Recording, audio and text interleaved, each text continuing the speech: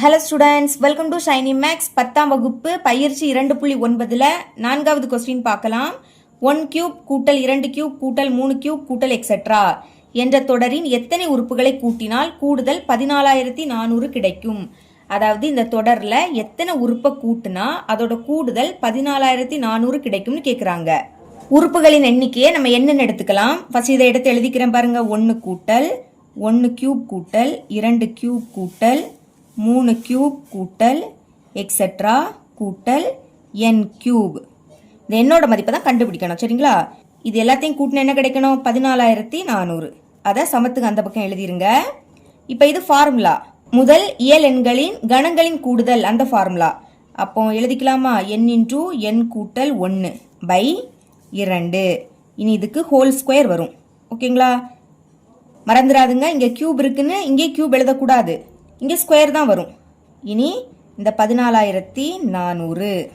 அடுத்த ஸ்டெப்பில் ஸ்கொயர் அந்த சைடு கொண்டு போகலாம். அப்போ உள்ள என்னது இருக்கும்? n into n plus 1 by 2. இப்போ இங்கே என்னது இருக்குது? 14,400 இருக்கா? ஸ்கொயர் இந்த சைடு வந்துன்னா ரூட்டாக மாறும். ஸ்கொயர் சமத்துக்கு அந்த பக்கம் போச்சுன்னா ரூட்டு. இனி இதை எழுதிக்கலாம். n இன்டூ n கூட்டல் 1 பை 2. இப்போ 144. இதை எப்படி எழுதிக்கலாம்னா 12 இன்டூ 12. 12 பேருக்குன்னா 144 தான் கிடைக்கும். இப்போ ரூட்டுக்குள்ளே 2 நம்பர் சேமாக இருந்ததுன்னா ஒரு நம்பரை வெளியே எடுக்கலாமா? 2 வாட்டி 12 இருக்குது, ஒரு 12 வெளியே எடுக்கலாம். அதே மாதிரி 2 0 இருக்குது, ஒரு 0வை வெளியே எடுத்துருங்க. இனி இந்த எண்ணை உள்ளே கொண்டு பெருக்கலாம். எண்ணையும் பெருக்குனா n ஸ்கொயர். சென்டரில் ப்ளஸ்ஸா? அடுத்து எண்ணையும் 1ஐயும் பெருக்குங்க. 1க்கு கூட எதை பெருக்குனாலும் அதே தான் கிடைக்கும். சமம். இனி இந்த 2ஐயும் 120ஐயும் பெருக்கிடலாமா? பெருக்குங்க. 2 0ஐயும் பெருக்குனா 0. ஈர் 2 4. அடுத்து ஈர் 1 2. நெக்ஸ்ட் ஸ்டெப்பில் இதை இந்த சைடு கொண்டு வந்துடலாம். முதல்ல இங்கே உள்ளதை எடுத்து எழுதிக்கணும். n square plus n. அடுத்து ப்ளஸ் 240 இங்கே வந்துன்னா மைனஸ் 240 மாறும். முன்னாடி குறியீடு இல்லாட்டா ப்ளஸ் இருக்குன்னு அர்த்தம். அது இங்கே வந்துன்னா மைனஸ். இனி அங்கே எதுவுமே இருக்காது, அப்போ 0. இப்போ இதோட காரணிகள் கண்டுபிடிக்கணும். அப்போ பெருக்குனா என்ன கிடைக்கணும்னா n ஸ்கொயர் முன்னாடி எதுவுமே இல்லை, அப்போ கடைசி உள்ளது மைனஸ் 240, அதுதான் கிடைக்கணும், சரிங்களா? குறியீடோட எடுத்து எழுதிருங்க. இனி கூட்டும் போது என்ன கிடைக்கணும்னா சென்டரில் உள்ளது. எண்ணுக்கு முன்னாடி எதுவும் இல்லாட்டா 1 இருக்குன்னு அர்த்தம். அப்போ என்னது இருக்கு? ப்ளஸ் 1. இதுதான் கூட்டும் போது கிடைக்கணும். அப்போ பெருக்கும் போது 240 எப்போ வரும்னா 15ஐயும் 16ஐயும் பெருக்குனா 240 கிடைக்கும். இனி இங்கே மைனஸ் இருக்கு. பெருக்கும் போது மைனஸ் எப்போ போடுவோம்? 2 நம்பர்ல ஏதாவது ஒரு நம்பருக்கு மைனஸ் இருந்தால் மைனஸ் போடுவோம். அதை கண்டுபிடிக்க அடுத்துள்ளதை பாருங்க. கூட்டும் போது இங்கே என்ன குறியீடு இருக்கு? ப்ளஸ் இருக்கு. இங்கே என்ன குறியீடு இருக்கோ அதை பெரிய நம்பருக்கு தான் போடணும். 15 விடைக்கும் 16 பெருசு, அப்போ பெரிய நம்பருக்கு ப்ளஸ் வரும், சின்ன நம்பருக்கு மைனஸ் வரும். பார்த்தீங்களா? ஒரு நம்பருக்கு மைனஸ் போட்டுட்டோமா? இனி செக் பண்ணுங்க. 15ஐயும் 16ஐயும் பெருக்குனா 240.